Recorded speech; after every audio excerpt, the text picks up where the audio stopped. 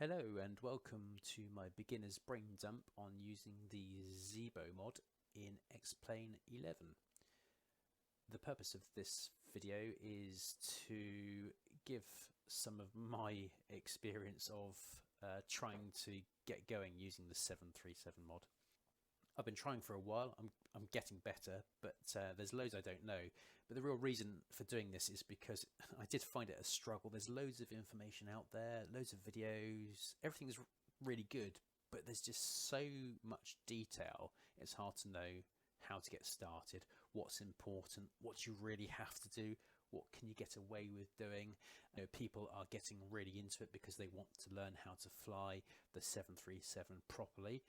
That's where I'm going, basically. I'd like to know how to do that properly, but it's also nice to be able to just do anything and to not struggle. What I'm going to do with this particular video to get started is just to demonstrate how you can pop the Zibo mod onto the runway without the engines running and get it started. There are videos out there which do whole cold and dark starts, you know, proper company procedures, all the fire tests and everything, which is great.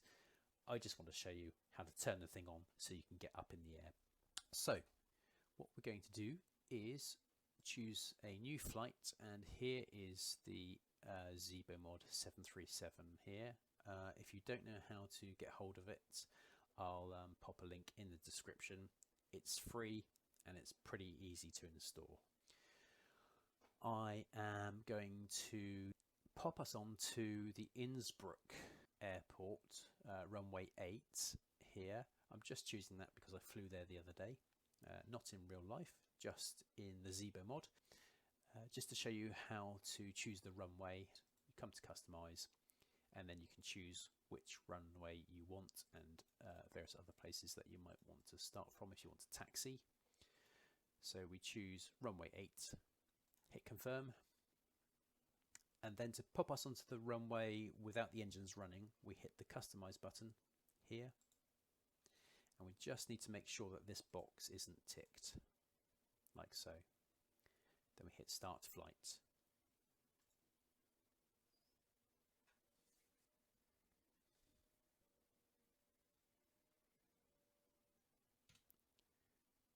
One more thing to say before I get started is I'll probably do things wrong. You'll probably say I'm doing things wrong. Let me know if I am, if I say anything that's incorrect, because like I say, this is a brain dump. Okay, so if we have a look around, we can see it looks pretty dead in here. There aren't really any lights on, apart from if we look across here, we've got the tablet, which has its own battery, so that has power going to it, obviously.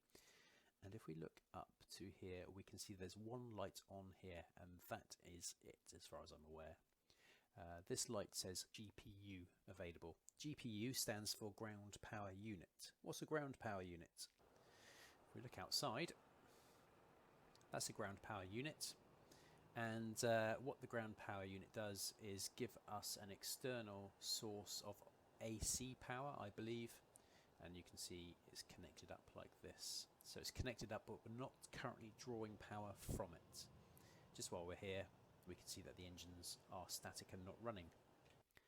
So if we come back into the plane, the process for actually getting the plane running is fairly straightforward. There's only a few steps really. I'll explain what they are now and then we'll run through them. So first thing we need to do is we need to turn on the battery. That will give us DC power, I imagine. After that, we pull power from the ground power unit so that we're not just draining the battery. And then we will start something called the APU, which is the auxiliary power unit, which is a small engine at the back of the plane. Once we've got that up and running, we're actually in a position where we can start the engines. There are a couple of other switches which I'll switch along the way. I'll explain why as I go through that. So let's get started. Here is the battery switch. We can flick that down to turn on the battery, or we can flick the cover down, which will flick the switch and keep it covered. I'll do that. There we go. The whole thing springs to life like so. The next thing I'm going to do is pull AC power from the ground power unit. So now I'm not draining the battery. Let me explain what this is for, because we will be interacting with this a few times. So I believe this is the bus, or the bus transfer panel. I don't know what it's called already, but you typically say this is on the bus and that is on the bus. So currently we have ground power on the bus. What we're going to do is we're going to start the APU in a second, and then we're going to put that on the bus so that we are delivering AC power from the APU to the aeroplane, so we don't need the ground power unit anymore at that moment in time. And then we will finally get our power from the engines. Okay, so before going through that sequence, I'm going to flick a few more switches which aren't required to start the engines, but they would be required for flight, and I want to demonstrate that we can actually take off. So I'm going to flick these, which are the fuel pumps. They're just making sure that fuel can be delivered to the engines. I'm going to flick these switches, which are the electric hydraulic pumps, which are required for various things for flight. That's it. Now I'm going to start the APU. To do that, we come down here, we flick this switch down, and then we hold it down for 3 seconds. And you can see that after we do that, this needle starts to rise on the exhaust gas temperature gauge. Sometimes, as was the case there, the needle rises almost instantly. Sometimes it takes a few seconds. So if you've hold that switch down for a few seconds and it's not yet started to rise, be patient. It will do. Sometimes it'll take 5 seconds, 7 seconds. I don't know why. What you'll notice is that the needle rises and it will settle around about here. Once it's settled, this light comes on, as it's just done, which means we can now choose to get our AC power from the APU. We're now pulling power from the APU, which means we no longer need the ground power unit. We are now self-sufficient. So we go over to here and we can click disconnect GPU. If we take a look outside, our little GPU unit is gone. And we can double check the engines have not yet started, because we haven't started them. Makes entire sense. So there is one more switch that we must flick before we can turn on the engines, and that is the APU bleed switch, which is here. And the reason we need that is because in order to start the engines, my understanding is we have to have a source of AC power, which we've got, and a source of pressurized air, and the APU can provide the pressurized air. So we flick that switch down, we can now start the engines.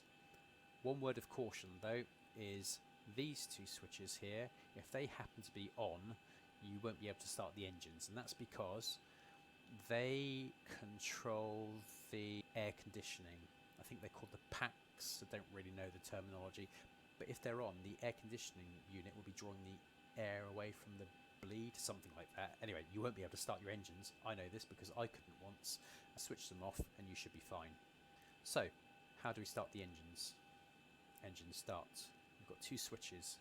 Engine 1, start switch. Engine 2, start switch. And in all of the videos that I've seen, everyone starts engine 2 first. Not sure why, but they do. So we'll do the same. We switch the switch to ground, and then if we look down here, this gauge starts to rise. And what we're doing is we're waiting for that to get to 25%, after which we can add fuel to the engine, and that's when the engine will actually start properly. So that's now at 25%. We then grab this lever and bring it up. It will now rise, and when it gets to 56%, you'll hear a click. So we'll wait and listen for that now.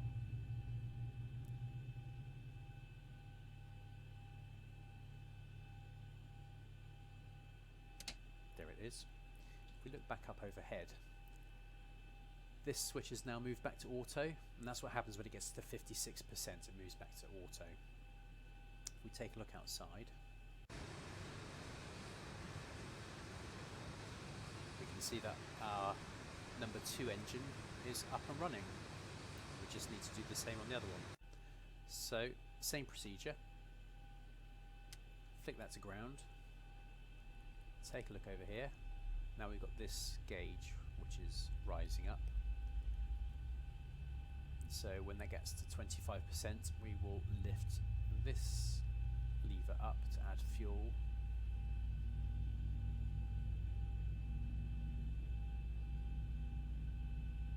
So we can do that now. And what we'll do this time is we'll actually look up here and we'll see this move automatically back to the auto position once we get to 56%.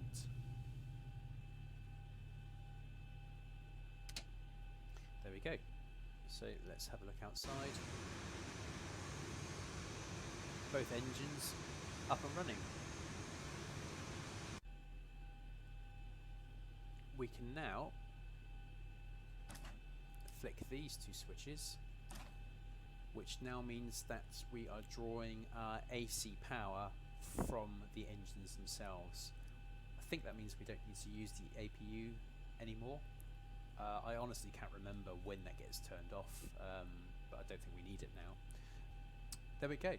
What I'd like to do now is just demonstrate that we can actually take off to show that we are in a decent state. I'm doing absolute bare minimum here. No flight plans, any complications with putting in various numbers and things into the flight management computer to complicate the experience. I'm going to press this to get rid of that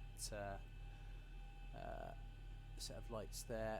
The only thing that I think I need to do to actually get us into a state where we can take off is to get this gauge to show that we have flaps set to 5. Flaps 5 is the usual angle of the flaps, I believe, required for takeoff. It can change under various circumstances. I will show you how to change the flap setting using a lever here. So I've just moved that to flaps 5. If we look back up here, we will see that this is showing us where the flaps actually are. If we quickly look out here, we can see the flaps are extending. So if we go back in, it will show us when they are at flaps 5. So you can see that they're settled in that position there. Not quite sure why that light's still on. I think generally it would turn off once it's in position, but because that says leading edge flaps transit, which I think means they're moving, but they're not moving at the moment, so I'm not sure why that's the case. I'm going to ignore that. I'm just now going to demonstrate that I can take off. To do that, I will use a button I've got configured to release the parking brake and add some thrust, and we'll see what happens. The little warning there was because I had the parking brake on, I think. If we look over here, we can see our speed. Really nuts. And I'm going to wait until we're around about 135 knots based on vague experience to see if I can take off.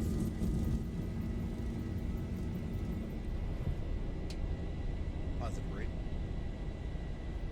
Off we go. Let's take a look outside.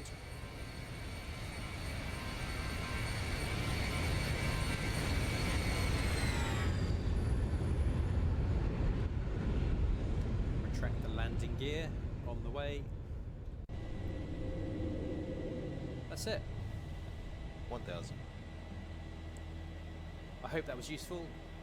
We've managed to go from popping the aeroplane on the runway without engines running to actually getting it to the point where they can run and throwing the thing up in the air with no consideration for all the things we actually should be doing. But at least that's a starting point to have a bit of fun.